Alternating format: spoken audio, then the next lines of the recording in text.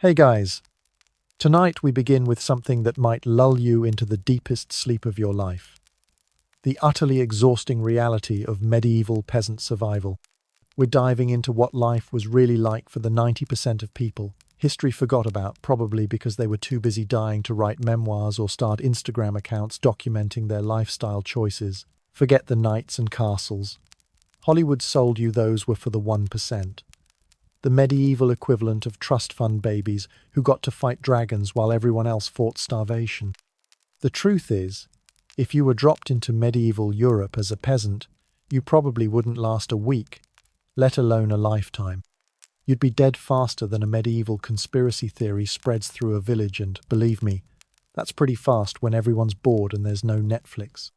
So before you get comfortable in your modern bed with its miracle of thread counts and mattress technology, take a moment to like the video and subscribe, but only if you genuinely enjoy what I do here. And let me know in the comments where you're tuning in from and what time it is for you. It's always fascinating to see who's joining us from around the world as we explore the lives of people who never got to travel beyond their village because GPS wasn't invented yet, and getting lost meant becoming an appetizer for local wildlife. Now dim the lights, maybe turn on a fan for that soft background hum, and let's ease into tonight's journey, together, a journey through mud, sweat, and the kind of survival that makes reality TV look like a luxury spa vacation hosted by someone who actually wants you to succeed. Welcome to the year 1347. You've just taken your first breath in a world that will spend the next 30-something years trying to kill you in increasingly creative ways. Like a cosmic assassin with a really twisted sense of humor and unlimited time to experiment with different murder methods. The good news: you're alive, which already puts you ahead of roughly 30% of babies who don't make it past their first birthday. The bad news: your mother just survived what was essentially medieval Russian roulette with a side of torture, and now you're both trapped in a one-room hovel with a leaking roof, a dirt floor, and approximately zero understanding of basic hygiene, because germs are invisible demons that won't be discovered for another few centuries, assuming anyone survives long enough to invent microscopes. Oh, and did I mention? The Black Death is about to arrive in Europe and wipe out a third of the population faster than a medieval influencer losing followers after posting controversial content about crop rotation techniques. But hey, at least you'll have company in your misery, assuming the company doesn't die from plague, starvation, or accidentally walking into a tree, because medieval lighting consists of squint really hard and hope for the best. You've entered the world in what generously could be called a house, but more accurately resembles a wooden box with delusions of grandeur, medieval equivalent of calling a cardboard box a minimalist studio apartment and charging rent for the privilege of suffering indoors instead of outdoors.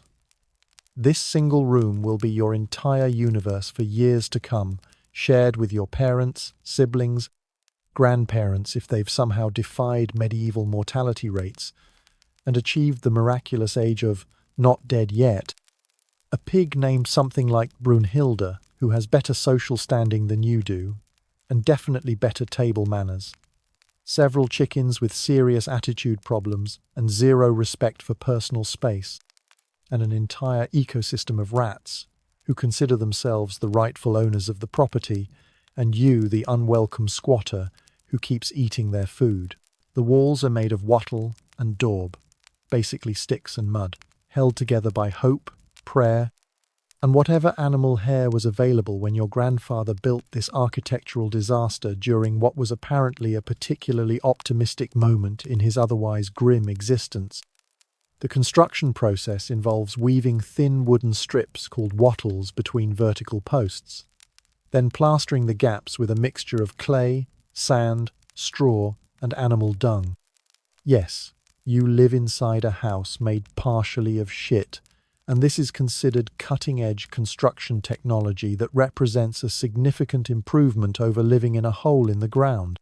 The daub cracks in winter like a medieval stress ball that's reached its breaking point, letting in wind and rain and probably small woodland creatures who are looking for better accommodations than the forest provides. In summer, it swells like a sponge that's achieved consciousness and decided to expand its living space, creating perfect breeding grounds for insects and small rodents who appreciate the convenient bed and breakfast you've inadvertently provided with your family's living arrangements. There's no glass in the windows because glass is for rich people, and you are definitively not rich people. You're so poor that poverty looks at you and feels better about its life choices. Window glass requires specialized craftsmen, high-temperature furnaces, and expensive materials that cost more than your family's annual income, which admittedly isn't saying much since your family's annual income could be counted on one hand by someone who's lost several fingers to farming accidents and needs to conserve their remaining digits for important counting tasks. Instead of glass, you get wooden shutters that you'll keep closed most of the year because opening them means letting in rain, snow, bandits who are having a slow day and looking for entertainment, wild animals with poor boundary recognition and aggressive attitudes toward humans, evil spirits according to your grandmother who has strong opinions about everything and isn't shy about sharing them, and the watchful eyes of neighbors who might report your family for any number of invented crimes like breathing suspiciously, looking too healthy for peasants, or failing to appear miserable enough during church services. Some families hang oiled cloth or thin animal membranes over window openings, which provides minimal light while keeping out some weather like trying to hold back the ocean with a tea strainer, but with more animal products involved. These impromptu window coverings deteriorate quickly and need constant replacement, which means your family is always hunting for new animal membranes, leading to conversations like, "Has anyone seen a sheep's bladder lying around? We need a new window."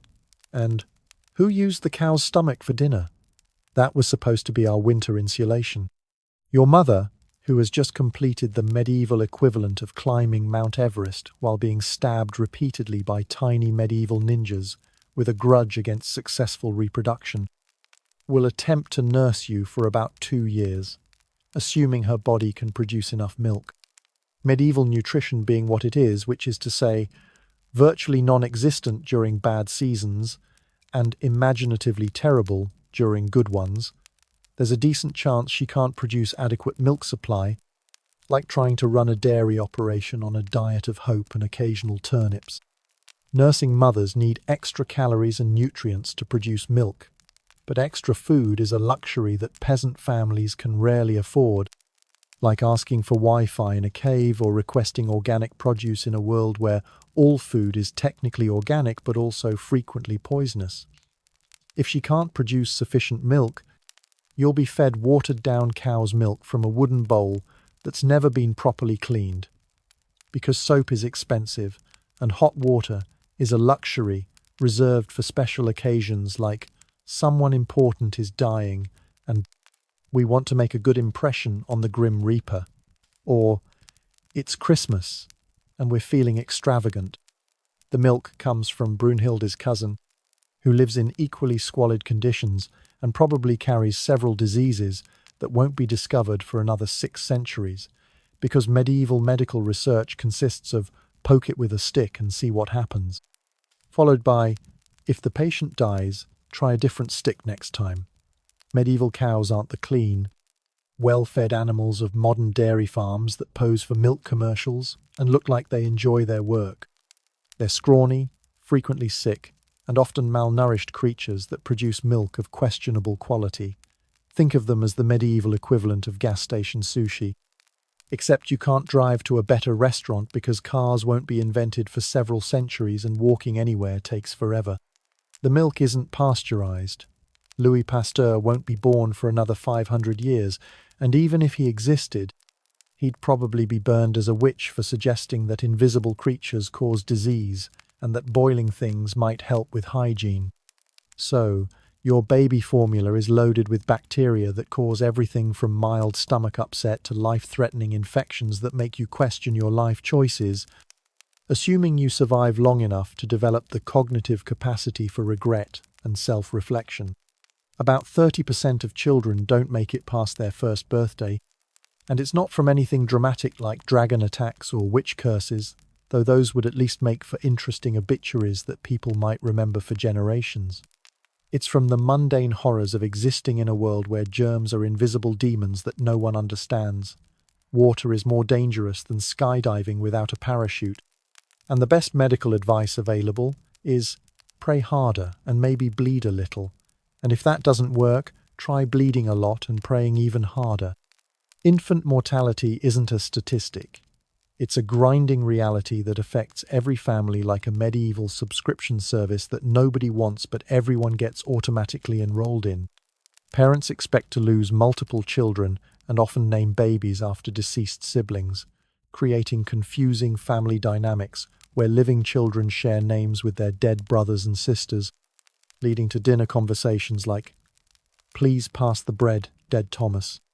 "No, not you, living Thomas. I meant your brother who's buried behind the pig pen next to dead Margaret and dead Robert." Your cradle is a wooden box that your father carved from whatever tree he could find, hopefully padded with straw if the harvest was good this year.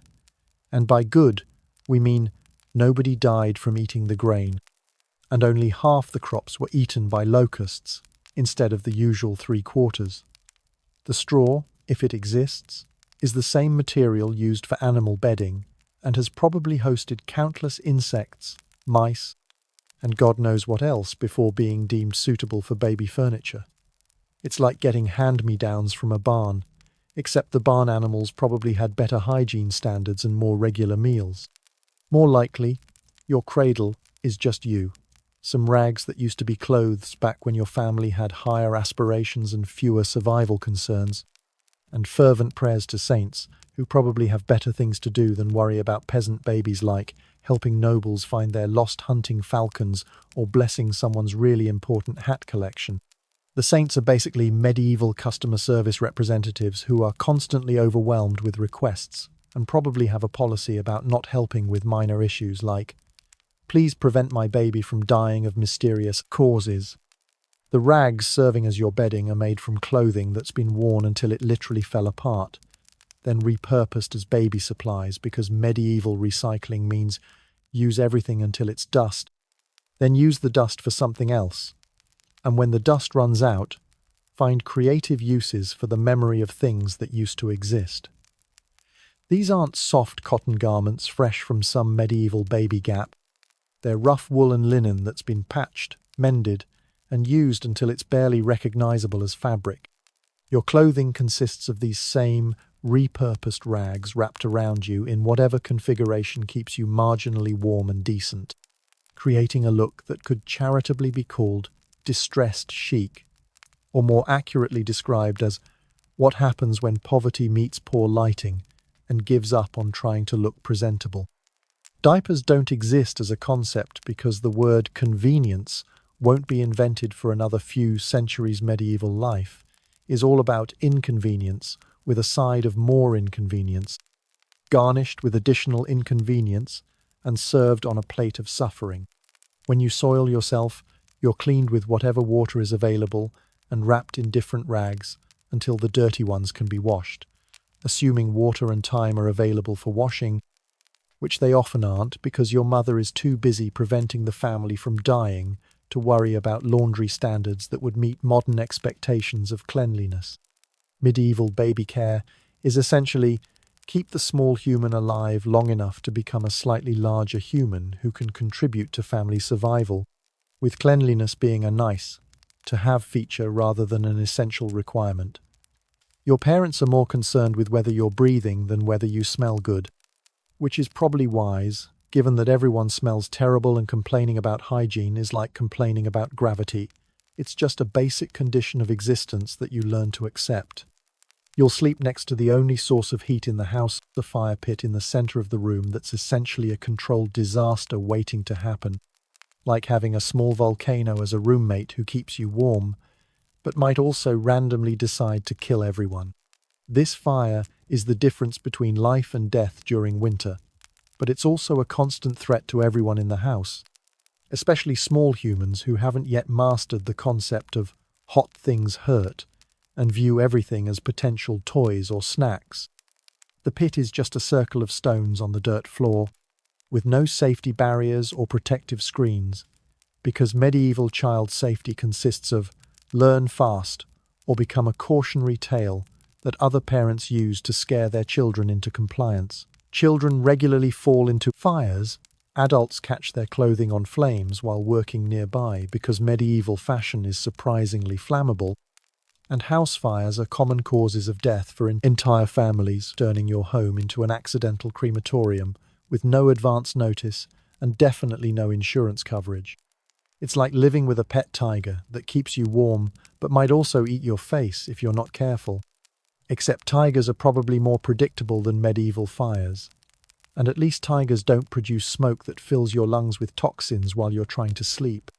The fire provides heat, light, and cooking capability, but it also produces carbon monoxide, burns oxygen, creates smoke that irritates your respiratory system, and occasionally decides to spread beyond its designated area and consume your entire house as a midnight snack.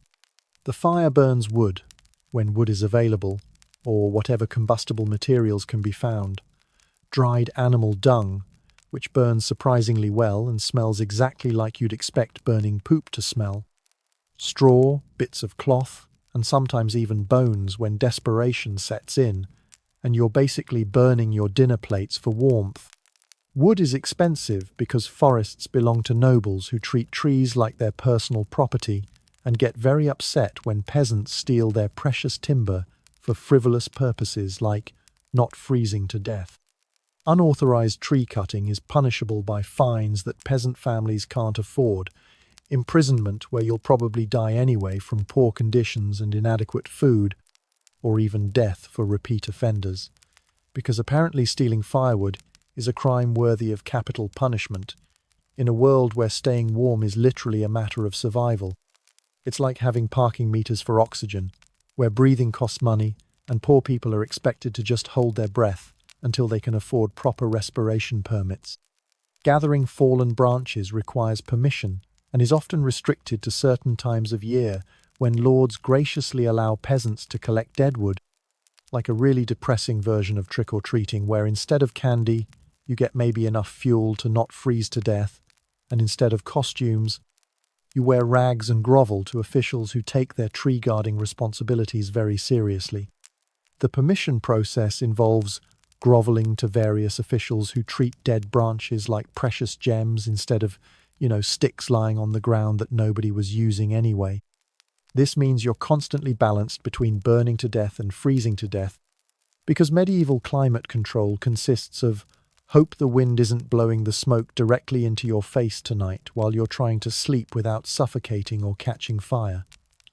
It's like trying to find the perfect temperature setting on a thermostat that only has two settings: Arctic wasteland and surface of the sun, with no comfortable middle ground and a tendency to switch randomly between extremes without warning. Chimneys are a luxury innovation that won't reach peasant hovels for decades, so smoke just fills the room like a daily gas attack and eventually finds its way out through gaps in the roof. Assuming the wind cooperates and the roof isn't currently collapsing from age, weather, or the simple fact that your grandfather built it using hope as a primary construction material and wishful thinking as the backup plan when hope inevitably failed. The smoke creates a permanent haze in your living space that makes everything look like a low-budget horror movie directed by someone who thinks atmospheric effects are more important than visibility. It coats surfaces with a layer of soot that becomes part of the household decor whether you like it or not, giving everything a uniform black coating that hides the original colors and makes cleaning pointless, even if you had the time and materials for such luxury activities. This constant smoke exposure causes respiratory problems that will plague you throughout your life, assuming you live long enough to develop chronic conditions instead of dying from something more immediately exciting like plague or wolf attacks. Your eyes water constantly, your throat is perpetually irritated, and you develop a cough that never quite goes away. It's like being a chain smoker, except the cigarettes are your house, and you can't quit because you need the warmth to avoid freezing to death, creating a dependency relationship with an addiction that's also your primary life support system. Your first solid foods will be bread soaked in ale. Yes, babies drank alcohol because water was essentially a liquid death sentence served in a wooden bowl with no ice and definitely no little umbrella to make it festive. And maybe some porridge made from whatever grain your family could afford after paying taxes to the Lord, tithes to the church, and bribes to various officials who control whether you live or die. It's like a medieval protection racket where everyone wants a piece of your grain and you're left with whatever scraps remain after the bureaucratic feeding frenzy leaves, you wondering if subsistence farming was really the best career choice available in this historical period. Sugar doesn't exist in your world except for the occasional spoonful of honey, which costs more than your father makes in a month, and is usually reserved for when someone is literally dying and needs last-minute divine intervention, like a medieval energy drink for the terminally ill. Honey is so precious that families guard it like other people guard family heirlooms, and stealing honey is considered a serious crime that could result in punishments ranging from public humiliation to having your hand cut off, which seems excessive, but apparently medieval justice doesn't mess around when it comes to bee products and agricultural theft. The bread you eat is made from whatever grain is available. Wheat, if you're incredibly fortunate and living in some kind of peasant paradise where crops grow properly and nobody steals your harvest. Barley or rye more commonly, and sometimes oats, peas, or even acorns ground into flour when grain supplies run low and you're basically eating tree nuts because that's what your life has come to. Medieval cuisine is essentially whatever didn't kill the last person who ate it, with recipes that focus more on survival than flavor. The bread is coarse, gritty, and often contains foreign objects like stones from the grinding process. Medieval quality control was more of a suggestion than a requirement. Pieces of straw, mouse droppings, and various insects that got mixed in during production because medieval food safety standards were roughly equivalent to, if it doesn't kill you immediately, it's probably fine. It's like eating concrete with decorative rocks, except less nutritious and more likely to chip your teeth. It's baked in communal ovens that the entire village shares, so your family's bread tastes like everyone else's problems. A delightful medley of other people's ingredient shortages, questionable flour quality, and whatever the previous baker was experimenting with when they decided to get creative with substitutions. Using the communal oven requires scheduling, waiting in line with neighbors who are all equally desperate for cooked food, and hoping that whoever used the oven before you didn't accidentally leave anything flammable inside that might turn your bread into charcoal and your dinner into disappointment. Ale is the safest thing to drink because the brewing process involves boiling water, which kills most bacteria, though nobody understands why, and they wouldn't care anyway, because understanding germs requires scientific knowledge that won't be invented for centuries. The ale given to children is weak more like liquid bread than actual alcohol, but it still contains enough ethanol to be technically alcoholic, which means you'll grow up with a constant low-level buzz that might actually help you cope with the horrors of medieval life. It's like nature's antidepressant, except it's made from grain and might give you liver problems if you live long enough to worry about such luxuries as long-term health consequences. Adult ale is stronger, and often the only thing that makes daily existence bearable, though drunkenness during work hours can result in injuries that might kill you, because medieval workplace safety consists of try not to cut off anything important while operating sharp tools and handling aggressive animals. Drunk farming is particularly dangerous when you're wielding scythes and working with creatures that outweigh you and have their own opinions about human authority. Your toys are sticks, stones, bits of broken pottery, and whatever fascinating objects you can find in the dirt floor of your home. Basically, you're playing with garbage and calling it entertainment, which is actually excellent preparation for adult life, where most activities involve making the best of suboptimal situations. Medieval toy stores don't exist, so children learn to be creative with whatever materials are available, which usually means making pretend games out of actual survival tasks and finding ways to make work look like play until the line between fun and necessity becomes completely blurred. Entertainment consists of examining these objects, putting them in your mouth, which is a terrible idea, but nobody has told you that yet because germ theory won't be invented for centuries, and hoping they don't kill you in creative ways that would make for interesting but brief stories. Medieval childhood is essentially a continuous safety test where the environment is constantly trying to eliminate anyone who makes poor decisions about what constitutes appropriate play materials. If you're incredibly fortunate, maybe a corn husk doll that your mother made during one of her rare moments of free time, roughly equivalent to spotting a unicorn or finding a medieval peasant who's truly happy with their life circumstances. Or a wooden spoon that doubles as a percussion instrument for banging against whatever surfaces can tolerate the abuse before your parents take it away and threaten to use it for disciplinary purposes instead of musical ones. The corn husk doll, if you're lucky enough to have one, is made from the outer leaves of corn ears that are dried and twisted into vaguely human shapes that look like they might have been people before. Some terrible accident befell them and left them as agricultural scarecrows. It has no face. Drawing faces on dolls is considered unlucky or possibly blasphemous because medieval people were paranoid about accidentally creating idols or giving the devil something to possess during his abundant free time. The doll is fragile enough that rough play will destroy it quickly, teaching you early lessons about how nice things don't last and everything you love will eventually turn to dust, which is actually excellent preparation for medieval adulthood, where attachment to material possessions is a luxury you can't afford when everything you own might need to be sold or eaten during the next famine. The wooden spoon is more durable and serves multiple purposes: toy, eating utensil, and disciplinary tool.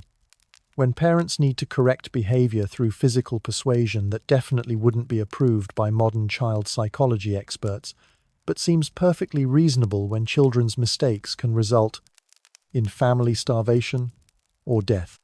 It's basically a Swiss Army knife if Swiss Army knives were made of wood and designed primarily for eating porridge and administering justice with maximum efficiency and minimal resource investment.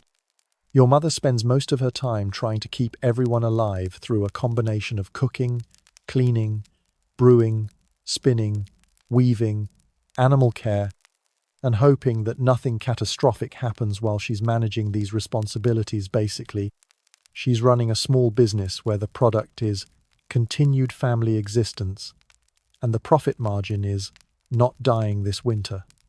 She's simultaneously the CEO, CFO, and entire workforce of a survival operation that never closes, never takes holidays, and always operates under emergency conditions. She's constantly pregnant or nursing, which means her body is never fully her own, and her energy is always divided between current survival needs and producing future family members who might help with survival if they don't die first, which is statistically likely but optimistically ignored because hope is one of the few resources that's still free in medieval Europe. Medieval family planning consists of have as many children as possible and hope some survive long enough to take care of us when we're too old to work, which is about as sophisticated as medieval urban planning, which is to say, not sophisticated at all. She wakes before dawn to rekindle the fire that's been banked overnight, because letting the fire die completely means starting over with flint and steel, a process that can take an hour when you're tired and everything is damp from the humidity that your poorly ventilated house collects like a moisture magnet with commitment issues. Starting fires with medieval technology is like trying to create lightning by rubbing rocks together, except sometimes it actually works if you're patient and lucky and haven't angered any fire-related deities recently through insufficient offerings or improper flame maintenance techniques.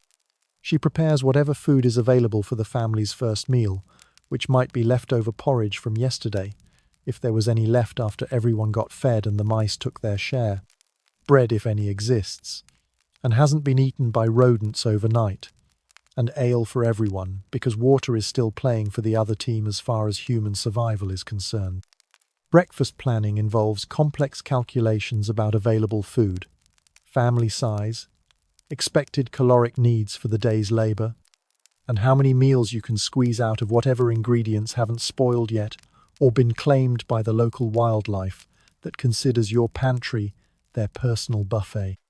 She tends to animals that need feeding, milking, and cleaning, often in weather that makes these tasks miserable and dangerous, because medieval animals don't understand that you'd rather stay inside during blizzards, and they still need care, regardless of atmospheric conditions that might kill their caretakers.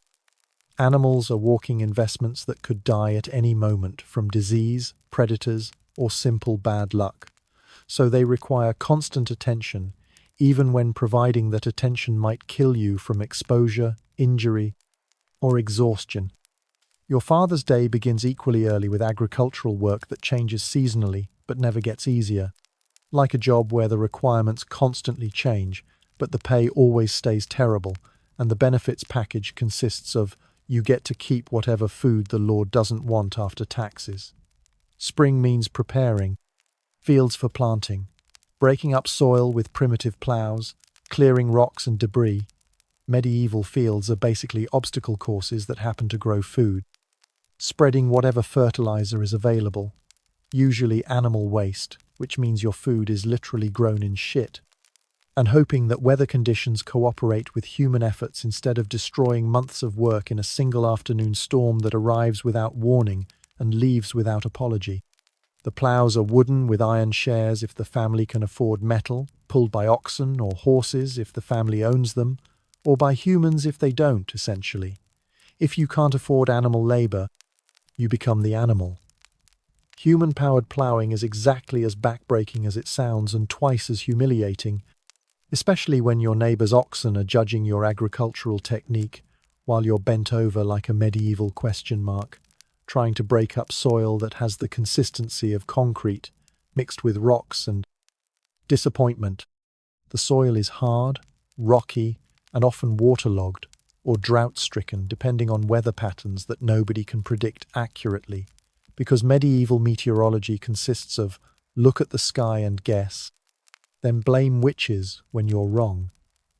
Breaking up this soil requires enormous physical effort and often results in injuries when tools break under stress. Animals decide they don't want to cooperate today, or workers collapse from exhaustion and dehydration, because taking breaks is a luxury that might mean not finishing essential work before weather changes or lords decide to collect taxes early. Your father's hands are permanently scarred from handling rough tools that have splinters, sharp edges, and general hostility toward human flesh.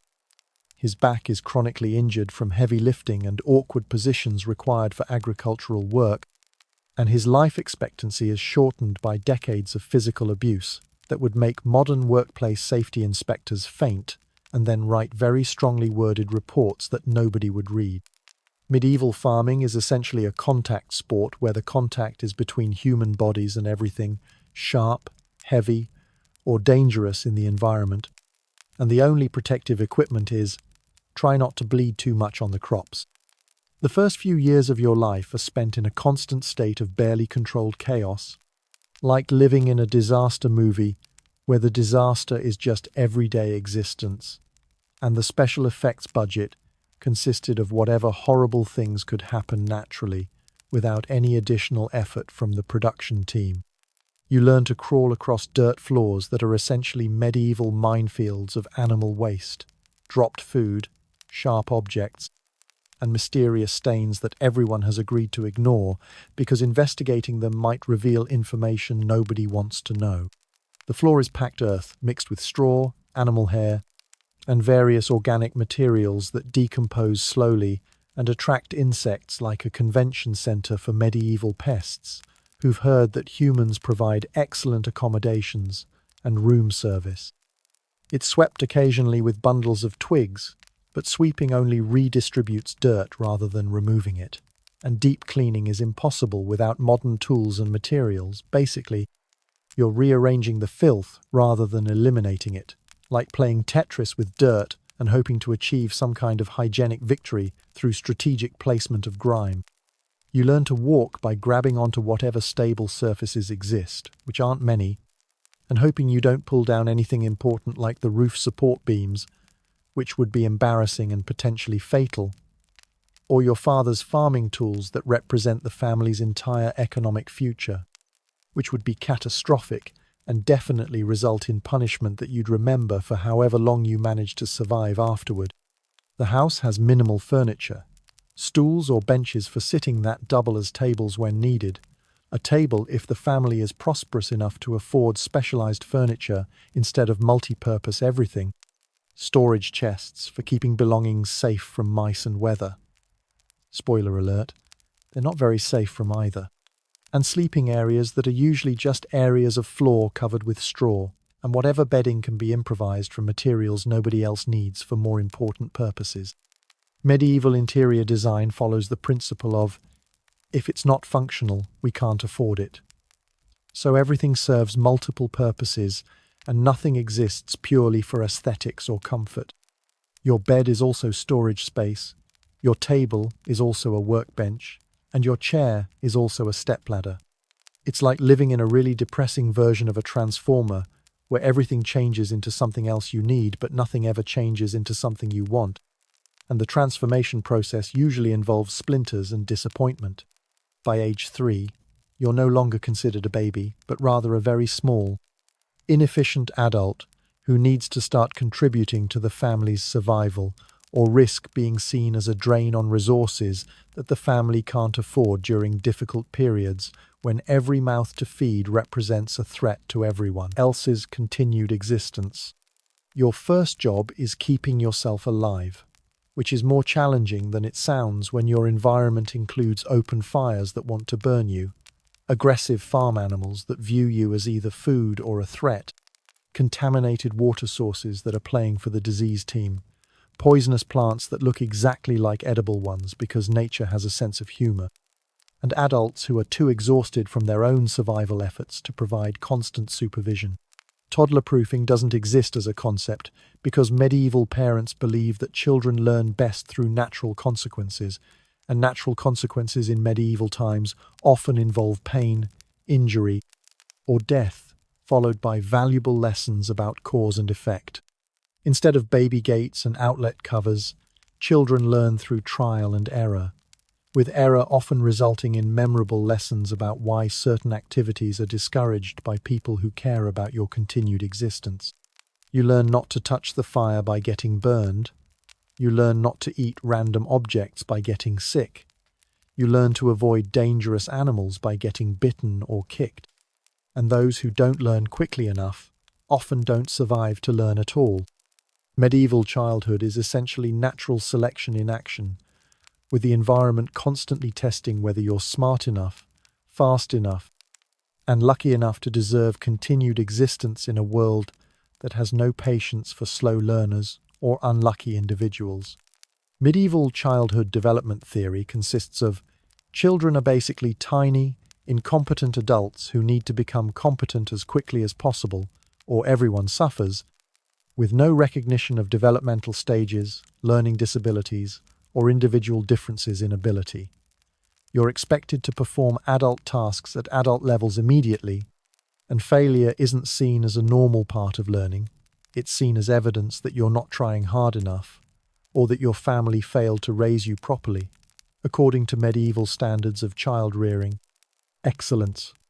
Your second job is watching your younger siblings, assuming any exist and haven't already died from the various plagues, accidents, and mysterious illnesses that regularly sweep through medieval villages, like quarterly performance reviews from Death himself, who apparently has a very busy schedule and limited patience for inefficiency.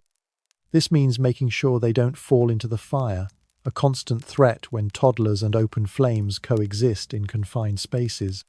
Eat anything that might kill them faster than malnutrition will, which requires extensive knowledge of what's edible versus what's poison. Wander off and get eaten by wolves, which are still a genuine threat in medieval Europe, and view small humans as convenient snack foods that don't run very fast, or succumb to any of the dozens of diseases that circulate through your community like a medieval carousel of mortality. Wolves are not fairy tale creatures in your world. They're real predators that hunt in packs and consider humans potential prey. especially small humans who can't defend themselves, and probably taste better than adults who are all tough and stringy from years of hard labor and insufficient nutrition. Villages sometimes organize hunting parties to kill wolves that come too close to human settlements. But these hunts are dangerous and not always successful because wolves are clever, fast, and armed with teeth. While humans have pointy sticks and overconfidence, children who wander outside village boundaries might simply disappear, with only scattered bones found later as evidence of what happened, like a medieval missing persons case where the suspect is always probably wolves, and the investigation consists of, well, that's what you get for wandering off without proper supervision. Parents tell scary stories about wolves to keep children close to home, but these aren't really stories so much as accurate reporting about genuine environmental hazards that could kill children who make poor decisions about personal safety. Learning to speak means immediately learning your place in the rigid social hierarchy that governs every aspect of medieval life. Like a caste system designed by someone who really hated the idea of social mobility and wanted to make sure nobody ever forgot their proper position in the grand scheme of feudal oppression. You call every adult sir or madam, even if they're just slightly older peasants who are equally poor and miserable but happen to be born a few years earlier, which apparently grants them automatic authority over your existence and the right to make decisions about your behavior. You never speak unless spoken to, never question anything an adult says, even when they're obviously wrong about basic facts, and learn that curiosity is a luxury you can't afford when survival requires absolute obedience to people who control your access to food, shelter, and continued existence. Medieval parent-child relationships are less about nurturing development and more about training compliance, because compliant children are more likely to survive in a world where disobedience can have fatal consequences. Your vocabulary develops around essential survival concepts. Yes, sir. No, sir. Please don't hit me, sir. I didn't steal anything, sir. And the chickens were already dead when I found them, sir. A phrase that will serve you throughout life as you navigate increasingly complex situations where you're automatically suspected of wrongdoing simply because you exist near problems. These phrases will serve you throughout life as you navigate relationships with parents, authority figures, nobles, church officials, and anyone else who has power over your circumstances and might decide to exercise that power in ways that make your life more difficult than it already is. Learning to speak properly with appropriate deference and submission can mean the difference between punishment and tolerance when you inevitably make mistakes or displease someone important, which happens frequently because the standards for peasant behavior are both extremely high and completely arbitrary. It's like playing a game where the rules change constantly. Everyone else knows the current rules except you. And losing means getting beaten or worse consequences that could affect your family's survival prospects. Education in the modern sense, reading, writing, mathematics, critical thinking, is not just unavailable but actively discouraged, as dangerous luxury that gives peasants ideas above their station and might lead to uncomfortable questions about why some people own everything while others own nothing. Literacy is considered a specialized skill for clergy and nobles, and teaching peasants to read might give them access to ideas that challenge the social order, like the revolutionary concept that maybe being poor doesn't mean you're morally inferior, or that perhaps the entire feudal system is just an elaborate scam designed to extract maximum labor from people who don't know any better. Maybe one person in your entire village can read, and it's probably the priest who uses this power to tell everyone what God supposedly wants them to do, which usually involves working harder for less compensation and accepting their misery as divine will. It's convenient how God's will always seems to align with maintaining the status quo and keeping peasants in their place, almost as if the people interpreting God's will have a vested interest in certain interpretations that benefit themselves while disadvantaging everyone else. The priest's monopoly on literacy gives him enormous power over the community that goes far beyond spiritual guidance and extends into every aspect of daily life. He reads and interprets religious texts, legal documents, tax assessments, and communications from higher authorities, which means he can lie about what these documents say and nobody else can verify his claims because they can't read the original sources. It's like having a translator who might be making everything up, but you can't tell because you don't speak the language and have no way to double-check his work. Many priests abuse this power to advance their own interests, or those of their political allies, knowing that illiterate peasants have no way to challenge their interpretations of important documents that affect their lives. The Bible says you need to give me more money is hard to argue against when you can't read the Bible yourself, and the person claiming to quote it is the only one in town who can actually read it and has a reputation for divine authority. Your real education consists of learning which plants are safe to eat versus which ones will kill you in interesting ways, how to tell if an animal is sick before you eat it and join it in whatever disease it's carrying, how to predict weather by observing cloud patterns and animal behavior, medieval meteorology at its finest, and how to avoid the numerous ways that medieval life attempts to murder you on a daily basis with the persistence of a really dedicated serial killer who never gets tired and always has new ideas. This knowledge is accumulated through generations of trial and error, with error often resulting in death for the people who discovered what doesn't work essentially. Your education is built on a foundation of other people's fatal mistakes. Every bit of survival wisdom has been paid for with someone's life, making education a surprisingly expensive process when you think about it in terms of human casualties and the accumulated suffering required to develop basic knowledge about how to stay alive in hostile environments.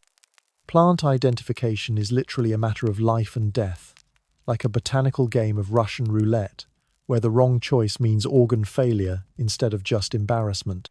Many edible plants have poisonous lookalikes that can cause anything from stomach upset to agonizing death, and the differences between nutritious dinner and fatal mistake are often subtle visual cues that require extensive training to recognize and distinguish under various lighting conditions and stages of plant development. Mushrooms are particularly dangerous and are nutritious food sources that can help families survive lean times, while others that look nearly identical are deadly poisons that cause hallucinations, organ failure, and death, in that order, like a really terrible magic show where the final trick is making the audience disappear permanently. Children learn by watching adults and being corrected immediately when they make mistakes, because second chances often aren't available when dealing with toxic substances that don't care about your learning curve or good intentions. Medieval mushroom identification is essentially a high-stakes game of mushroom roulette, where the prize for winning is dinner and the prize for losing is death, with no consolation prizes for second place. Families develop extensive knowledge about local fungi, but this knowledge isn't always reliable because mushrooms can change appearance based on growing conditions, and what's safe in one area might be deadly in another due to soil conditions, climate variations, or the presence of different fungal species that look similar but have very different effects on human physiology. Animal behavior knowledge helps you avoid being killed by creatures that are stronger, faster, and more aggressive than you are, which describes most of the animals you'll encounter in medieval agricultural settings. Cows seem gentle and harmless until you realize they weigh more than a small car and can trample you if startled, kicked, or just feeling irritable about their living conditions, which are probably almost as bad as yours, but with less complaining about the accommodations. Horses kick without warning when frightened or annoyed, and being kicked by a horse is like being hit by a really muscular sledgehammer with hooves attached and a personal grudge against human kneecaps. Pigs are omnivores that will eat anything, including human flesh if given the opportunity, and they're surprisingly fast and aggressive when they want to be. Basically, they're like dogs except they want to eat you instead of being your friend, and they're much better at accomplishing their goals. Chickens peck viciously and can cause serious injuries with their beaks and claws, despite their reputation as harmless farm animals that exist primarily to provide eggs and entertainment. They're basically tiny dinosaurs with attitude problems and no respect for human authority, and they solve most conflicts through violence and intimidation tactics that would impress medieval warlords. Even domestic animals are potentially dangerous when they're hungry, scared, or protecting their young, because they haven't read the manual about being gentle with humans, and they solve most problems through aggressive physical responses that assume humans are either threats or food sources rather than cooperative partners in agricultural enterprises. Weather prediction skills are essential for agricultural societies where crop failure means starvation, and getting the weather wrong doesn't just mean you get wet. It means your family dies slowly over the winter, while you contemplate your meteorological failures and question your life choices. You learn to recognize cloud formations that predict rain, wind patterns that signal storms, animal behaviors that indicate weather changes, and seasonal signs that tell you when to plant, harvest, or prepare for winter emergencies that could kill everyone if you're not adequately prepared.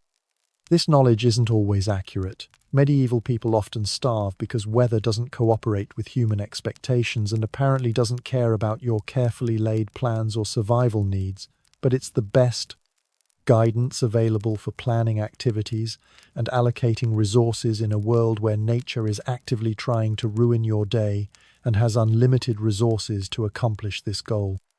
Medieval weather prediction is like gambling, except instead of losing money, you lose your life, and instead of a casino taking your chips, winter takes your family. Animals provide some of the best weather indicators.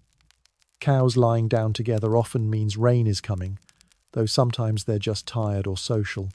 Birds flying low could signal storms, or they might just be lazy or chasing insects. An unusual animal restlessness often precedes earthquakes or severe weather, or they might have eaten something that disagreed with them or detected predators in the area.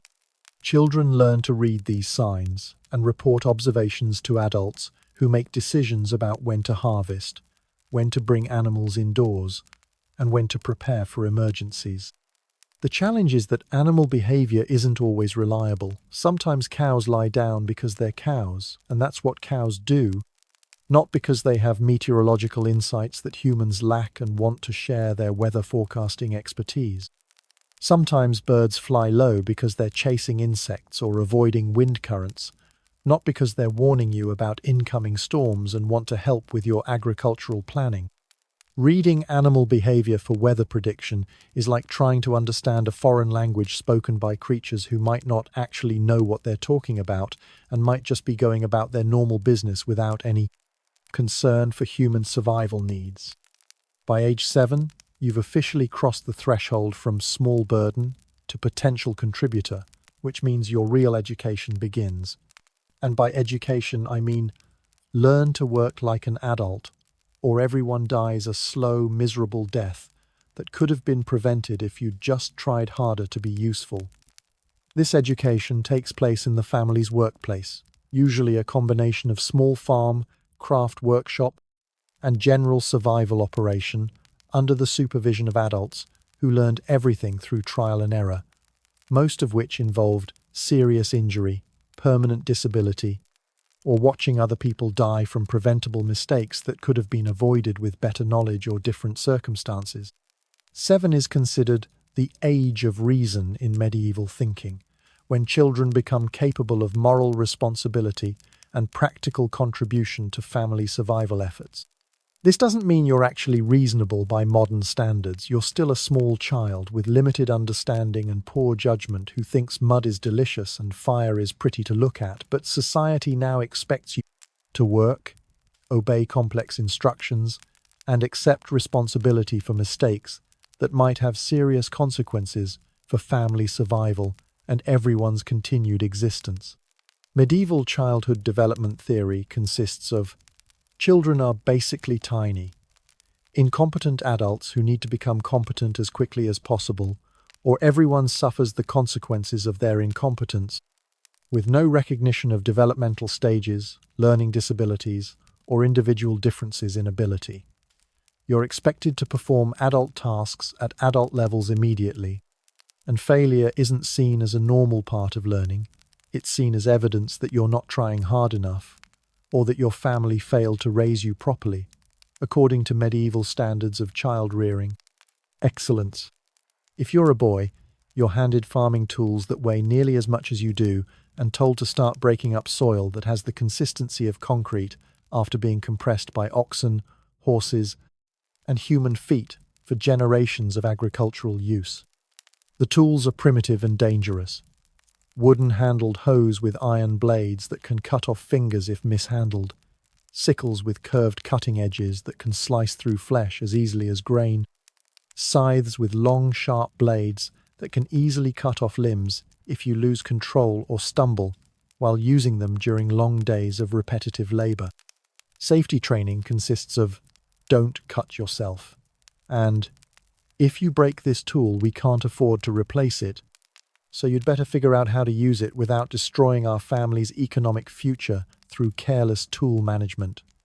Medieval tool design prioritizes function over safety, which means everything is sharp, heavy, and potentially lethal in the hands of inexperienced users who are still learning basic motor skills. Tools don't have safety guards, ergonomic handles, or warning labels. They're basically weapons that happen to be useful for farming when wielded by people who know what they're doing. Your small hands will develop blisters within hours of starting work, which will crack and bleed, creating infection risks that could kill you if you're unlucky enough to develop serious infections in a world without antibiotics or proper wound care. Blisters are inevitable when soft child skin meets rough tool handles designed for adult hands, but they're also dangerous in an environment where minor infections can become life-threatening sepsis without proper medical treatment or understanding of wound hygiene. You'll learn to work through pain because stopping work means less food for everyone, and family survival takes priority over individual comfort or medical needs. Medieval pain management for working children consists of ignore it and keep working, with occasional upgrades to wrap it in a rag and keep working for serious injuries that are bleeding enough to interfere with tool use or agricultural productivity.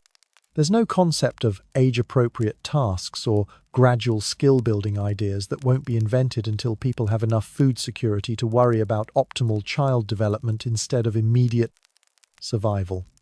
You either keep up with adult work demands or your family doesn't eat this winter, and everyone's survival depends on maximum productivity from every available person regardless of size, strength, experience level, or desire to be doing something else that might be more enjoyable or age-appropriate.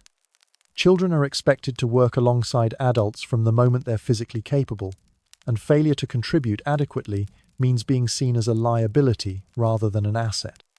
Families can't afford to support non-productive members during difficult periods, so children must prove their value through labor contribution or risk being abandoned during times of extreme hardship, when every mouth to feed represents a threat to family survival and resource allocation.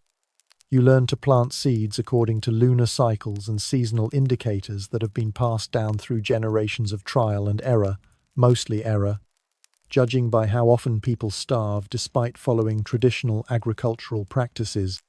This isn't superstition. Despite how it sounds to modern ears, it's practical astronomy and agricultural science developed through centuries of careful observation. Though no one understands the underlying scientific principles that make these traditional methods effective when they work properly. Planting by the moon actually works because lunar cycles affect soil moisture, plant growth hormones, and various other factors that influence agricultural success. Though medieval farmers don't know why their traditional methods are effective, they just know that following certain patterns produces better results than ignoring them, like having a recipe that works but not understanding the chemistry behind why the ingredients combine successfully to produce desired outcomes. You learn to identify crop diseases by subtle changes in leaf, color, and plant behavior, to predict droughts by animal behavior and atmospheric conditions, and to make and repair tools from whatever materials you can scavenge, because buying new tools is economically impossible for most peasant families living on the edge of starvation. Tool maintenance becomes crucial survival knowledge because broken implements can't be easily replaced. And a family without proper tools faces certain death when they can't work their land effectively. Crop disease recognition requires learning dozens of subtle visual cues: yellowing leaves that might indicate fungal infection, stunted growth that suggests soil problems, insect damage that threatens entire harvests, and various other signs of plant distress that could spell disaster for family food supplies. Early detection can sometimes save crops through intervention, removing diseased plants, adjusting watering schedules, applying organic treatments, but often diseases spread too quickly to stop, destroying months of work in a matter of days. Medieval plant pathology consists of "this doesn't look right," followed by "try everything you can think of and hope something works before everyone starves." Treatment options are limited to whatever folk. Remedies have been passed down through generations, most of which are about as effective as wishful thinking, but occasionally work through pure luck or because they accidentally target the actual problem causing plant illness. If you're a girl, your education focuses on household management, which is essentially becoming the CEO of a small, constantly failing business that operates on the edge of bankruptcy and disaster. Except instead of money, you're managing survival, and instead of shareholders, you have family members who will die if you make serious mistakes in resource allocation or production planning. You learn to spin wool into thread using a wooden spindle while walking, because sitting still is a luxury you can't afford when every moment must be productive, and stationary activities are a waste of precious time that could be spent on multiple tasks simultaneously. Spinning requires manual dexterity, rhythm, and concentration. Spinning requires manual dexterity, rhythm, and concentration, while maintaining awareness of other responsibilities that need attention. Essentially, you're learning to multitask at a level that would impress modern productivity experts, except the consequences for failure are death rather than poor performance reviews or reduced quarterly bonuses. Thread quality affects the strength and appearance of finished cloth, so poor spinning results in inferior fabric that wears out quickly and needs replacement sooner, creating additional work and resource consumption that families can't afford during difficult economic periods. The spinning process is complex and time-consuming, like a medieval mindfulness exercise, except instead of achieving inner peace, you're trying to achieve not naked when winter comes, and having enough cloth to keep everyone from freezing to death. Raw wool must be cleaned of dirt, debris, and whatever the sheep was rolling around in, combed to align the fibers properly and prepared before it can be spun into thread. The spindle is a simple tool, a wooden shaft with a weighted disc, but using it effectively requires skill developed through constant practice and numerous failures that result in tangled messes and wasted materials. Medieval textile production is a year-round process that begins with sheep shearing, assuming your family owns sheep or can trade for wool, continues through cleaning and preparation, involves months of spinning and weaving, and ends with clothing that might last a few years if you're careful and don't grow too much or engage in activities that are particularly hard on fabric. Every step requires specialized knowledge, proper timing, and consistent quality control, because mistakes at any stage can ruin the entire investment of time and resources. You learn to preserve food for winter through smoking, drying, fermenting, and salting techniques that mean the difference between eating and starving during the months when nothing grows and fresh food is just a fond memory from warmer seasons.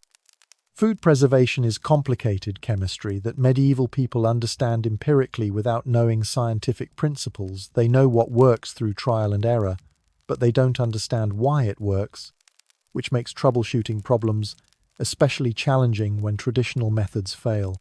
Meat must be salted properly to prevent spoilage, which requires knowing correct salt-to-meat ratios, application techniques, and storage conditions. Too little salt allows dangerous bacteria to multiply and spoil the meat, potentially killing anyone who eats it. Too much salt makes the meat inedible and wastes precious salt that costs more than most families can afford. Getting the balance right requires experience, careful attention, and some luck with environmental conditions during the preservation process. Smoking meat requires building and maintaining fires that produce steady smoke without too much heat, which would cook the meat instead of preserving it, essentially. You're trying to create a controlled environment that's warm enough to discourage bacteria, but not hot enough to turn your food into dinner before you're ready to eat it. Different woods produce different flavors and preservation qualities, and the smoking process takes days or weeks, during which the meat must be monitored constantly to ensure proper preservation. Medieval barbecue is serious business because improperly smoked meat spoils quickly and can cause food poisoning that kills entire families. You can't just throw some meat over a fire and hope for the best you need to understand wood selection, fire management, temperature control, and timing, all without modern tools or temperature gauges. It's like cooking by instinct, except your instincts determine whether your family lives or dies. And there are no second chances when you get it wrong. You learn to brew ale, which is safer to drink than water and provides necessary calories, though the alcohol content must be carefully controlled to avoid having drunk peasants when maximum productivity is required for family survival.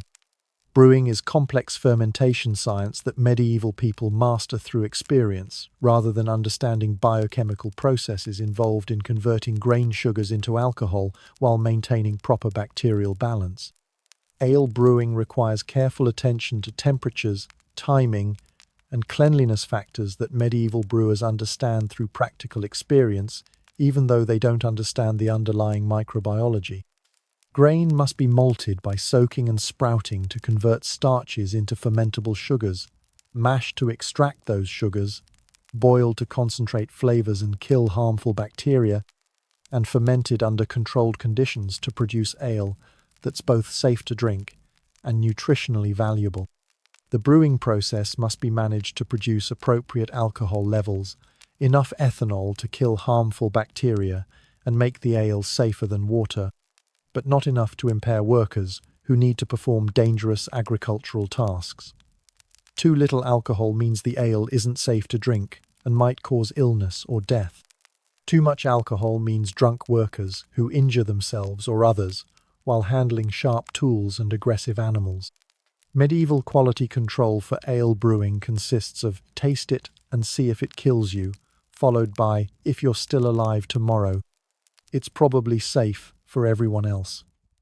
Contamination ruins entire batches, wasting precious grain and leaving families without safe drinking options during periods when water sources are particularly dangerous or unreliable. Different grains produce different ale qualities, and brewing techniques affect flavor, nutrition, and storage life. Barley produces the best ale, but is expensive and often unavailable. Wheat makes decent ale, but is usually reserved for bread making. Oats create acceptable ale, but with different flavor and nutritional profiles.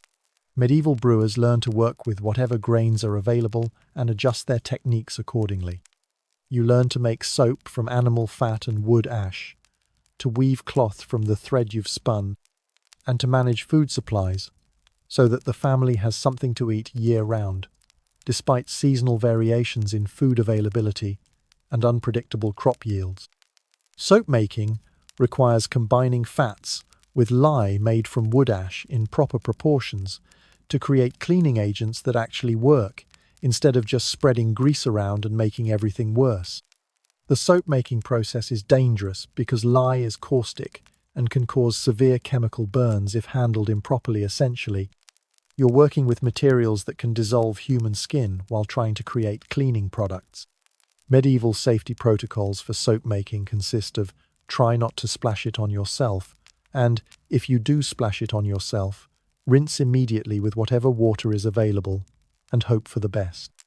Medieval soap is harsh by modern standards and can cause skin irritation, dryness, and cracking, but it's still better than the alternative of never washing anything and living in accumulated filth.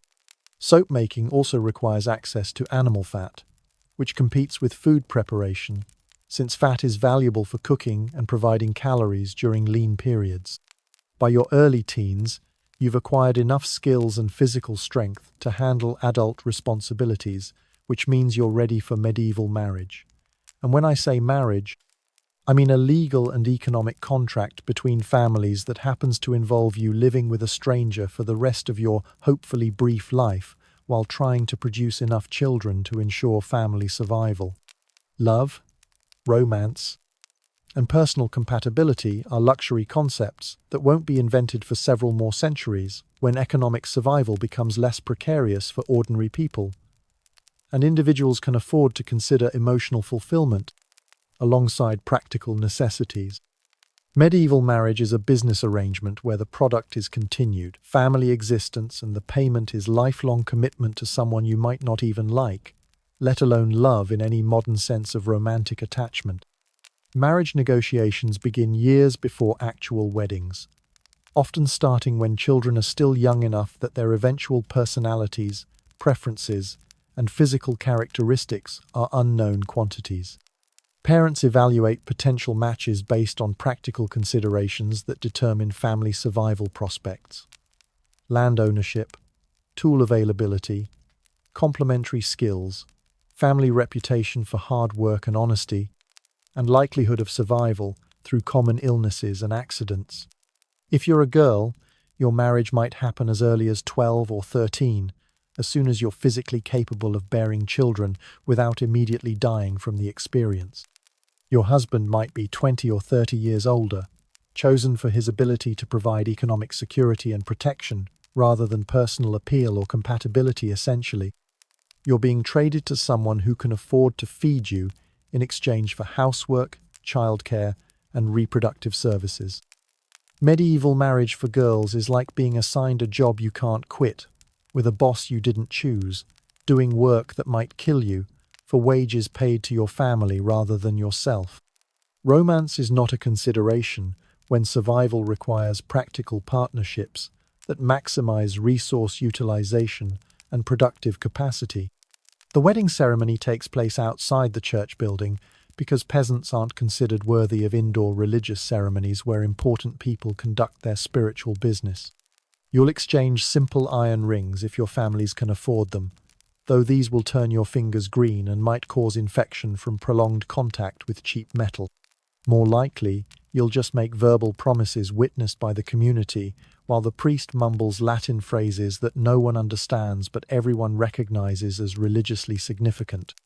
The ceremony is brief because the priest has more important obligations, and peasant weddings don't generate significant revenue for the church. Your honeymoon involves moving into whatever housing you can afford, which is probably a corner of your parents' house separated by a hanging cloth for privacy, or if you're very fortunate, a one-room hovel, similar to the one you grew up in, but with the exciting addition of being entirely your responsibility to maintain. Marriage immediately transforms your responsibilities and survival challenges in ways that make single life seem simple by comparison. If you're a woman, your job is to produce as many children as possible while managing all household production, brewing ale that's safe to drink, baking bread that doesn't kill anyone, making cheese that doesn't spoil, preserving food for winter, spinning thread, weaving cloth, making soap and candles, caring for animals, and maintaining the complex systems that keep your family alive through seasonal variations and economic disruptions. Pregnancy happens frequently and dangerously, with women spending most of their reproductive years either pregnant or nursing while continuing all regular work responsibilities. You'll continue all regular work, farming, cooking, cleaning, animal care, while growing a human inside you and hoping you both survive the experience without complications that could kill one or both of you. When labor begins, you're attended by village women who've survived childbirth themselves, which automatically makes them medical experts despite having no formal training or understanding of anatomy, physiology, or obstetrics. If complications arise, breech presentation, excessive bleeding, infection, you're probably going to die, and the baby might die too. About 15% of women die in childbirth, and many more suffer permanent injuries. If you survive childbirth, you immediately face the challenge of keeping your infant alive in an environment designed to kill vulnerable creatures. About 40% of children die before age 5 from combinations of malnutrition, disease, accidents, and exposure.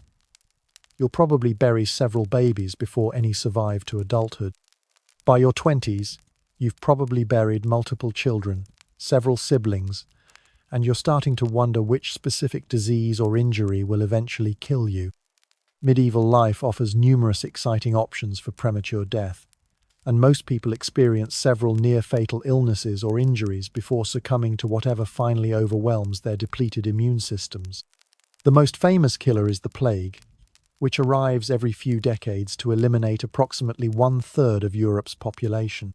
When plague reaches your village, you'll recognize it by distinctive symptoms: sudden fever, severe chills, swollen lymph nodes that turn black and leak pus, and death within about a week. There's no treatment except prayer and avoiding infected people, which is impossible when you live in a one-room house with 8 other humans. But plague is just the dramatic headliner. The real killers are everyday ailments: dysentery from contaminated water, typhus from lice, influenza, tuberculosis, and dozens of other infections that modern antibiotics cure easily, but medieval medicine can't touch. Your medical care consists of the village-wise woman who knows which plants might ease pain and which ones will kill you faster. Bloodletting for fevers, herbal remedies that sometimes help through luck, and prayer. Enormous amounts of prayer, because when medicine is mostly guesswork, divine intervention seems like your best option. Medieval Christianity doesn't provide much comfort in this environment of universal suffering. Instead, the Church explains that your misery is divinely ordained, and probably your fault somehow. Poor? God wants you poor to teach humility. Sick? God is testing your faith. Oppressed by nobles? God established social hierarchies, so rebellion against earthly authority equals rebellion against divine will. You'll pay tithes, 10% of everything you produce, to support the Church, even when that 10% represents the difference between eating and starving. The priest lives more comfortably than you do, while explaining why poverty brings you closer to God and why suffering purifies your soul. Your sins are numerous and unavoidable. Working on Sunday, but if you don't work, your family doesn't eat. Having sexual thoughts, unavoidable for healthy adults. Questioning church teachings, thought crime. Eating meat on Friday, dietary restriction during food shortages, and probably existing incorrectly in ways that demonstrate insufficient spiritual development. Entertainment in medieval peasant life consists mainly of watching other people die in legally sanctioned ways. Public executions are community events where entire villages gather to observe hangings, beheadings, and occasionally more creative punishments. These spectacles serve as both entertainment and education about what happens to people who break rules. Festivals occur a few times per year, usually tied to religious holidays that provide brief breaks from constant labor. These involve slightly more food than usual, some dancing and music, and games like trying to catch greased pigs or hitting each other with sticks until someone falls unconscious. By age 40, if you've somehow managed to survive this long, your body is essentially held together by scar tissue, accumulated damage, and whatever prayers seem to be working. Your spine curves permanently from decades of bending over crops. Your hands are gnarled and missing fingers. Walking becomes an exercise in pain management. Your role shifts from primary worker to advisor and babysitter. You watch grandchildren while younger adults handle heavy labor. You pass on survival knowledge. Retirement doesn't exist. You work until you're physically incapable, then become dependent on family members. Your death will probably be slow, painful, and public. You'll die in your home, in full view of your family, over days or weeks. Pain management consists of alcohol if you can afford it, and prayers. Your family begins preparing for your death while you're still alive, making burial clothes, arranging for burial, redistributing possessions. When you die, your body will be washed and dressed in your best clothes. Your funeral will be simple, a wooden coffin if your family can afford it, burial in a shroud if they can't. Your possessions will be distributed among surviving family members. Your legacy consists mainly of whatever children survive to adulthood. But here's the thing that might actually help you fall asleep tonight. Despite all this suffering, medieval peasants somehow managed to find moments of joy, beauty, and meaning within their impossible circumstances. They told stories, sang songs, celebrated what little they had. They fell in love despite arranged marriages. They formed friendships and built communities that supported each other through disasters. They weren't happy in the way we understand happiness. How could they be? But they were resilient in ways that are almost impossible to comprehend. They endured conditions that would break most modern people. And they did it without antidepressants, therapy, or social safety nets. They found purpose in survival itself, dignity in their labor, and hope in religious promises that their suffering had meaning. They lived fully within their constraints, working with their hands, understanding where their food came from, and maintaining direct connection to natural cycles. They had no illusions about life being fair or easy, but they also had no choice except to keep going. And perhaps most remarkably, they laughed. Medieval literature contains extensive humor, crude, dark, often cruel, but genuine. People who had every reason to despair somehow found things to joke about. They made fun of nobles, priests, and each other. They told dirty stories, played pranks, and found entertainment in the small absurdities of daily life. Medieval peasants were the foundation that everything else was built upon. Every bit of progress, every improvement in human conditions, every expansion of rights and opportunities, it all started with people who had almost nothing but refused to give up. Their accumulated efforts, repeated across millions of lives over centuries, created the foundation for everything that came after. The medieval dream wasn't about escaping to a better time. It was about surviving long enough for better times to eventually arrive. And somehow, against all odds, it worked. Medieval peasants didn't live to see the world they were helping to create, but their persistence through impossible circumstances made that world possible. Tonight, when you settle into your clean bed with central heating, medical care, and reasonable life expectancy, spare a thought for the medieval peasants who fought their way through lives of incredible difficulty so that eventually, someday, people like you could exist. They lived in mud, but they dreamed of stone. They ate mouldy bread, but they imagined abundance. They died young, but they hoped their children might live longer. They suffered injustice, but they maintained faith that justice might someday exist. They had every reason to despair, but they chose hope instead. Their lives were short, hard, and often seemed meaningless, but they were part of something larger than individual existence. Every medieval peasant who survived another winter, raised another child, improved another field, or helped another neighbor was contributing to human progress in ways they couldn't see or understand. So tonight, as you drift off to sleep in comfort and security that medieval peasants couldn't imagine, remember that you are the fulfillment of their wildest dreams. You live the life they hoped their descendants might someday enjoy. You have the opportunities they died wishing they could provide for their children. The medieval peasants are gone, but their legacy lives on in every improvement, every advancement, every expansion of human possibility that has happened since their time. They didn't just survive, they prevailed. They didn't just endure, they built the foundation for everything better that came after. Their lives were hard, but they lived them with courage. Their world was cruel, but they responded with kindness to each other. Their circumstances were hopeless, but they chose hope anyway. And in the end, their hope was justified, because here we are living proof that better times did eventually arrive. Sleep well. Dream of clean sheets, modern medicine, and the countless small miracles of contemporary life that exist because medieval peasants refused to give up, even when giving up would have been the rational choice. Their persistence through darkness made our light possible. Their faith in an unseen future made our present real. The medieval peasants have been sleeping for centuries now, but their rest is peaceful because their work is done. They built the foundation.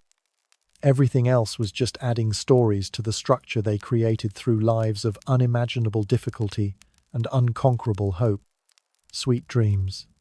Try not to dream of medieval hovels or plague outbreaks.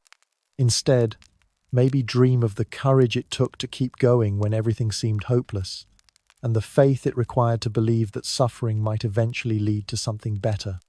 Modern life, for all its problems, really is the fulfillment of medieval dreams. The peasants won. It just took a few centuries for anyone to notice.